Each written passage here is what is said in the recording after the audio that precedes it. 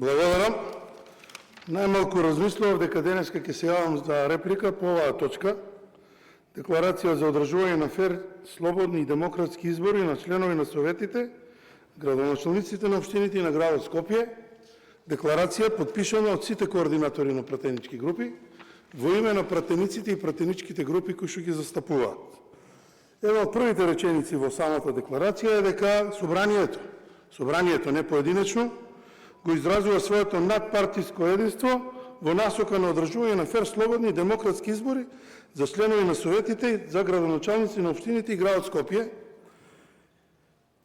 И ова е подпишано од сите координатори на пратенички групи. И го гледаме кандидатот за градоначалник на град Скопје со различно мислење од Европски фронт.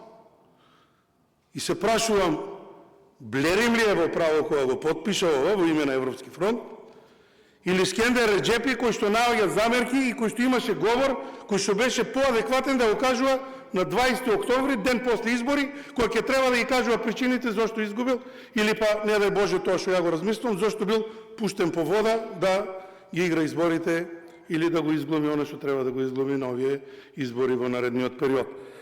Навистина, очекував дека оваа декларација во име на пратениците, подпишана од координаторите, акламативно ќе ја поддржиме сите, ќе дадеме подршка на изборниот процес каков сакаме да го видиме, каков треба да биде, а потоа да разговараме после него. Господине Скендер Реджепи, мислам дека денеска ја промашивте темата. Ако барате простор некаде да се представувате и да зборувате за различни национални, верски и не знам какви теми, сигурно не е денес собраниската говорница и оваа точка за која што разговараме. Благодарам.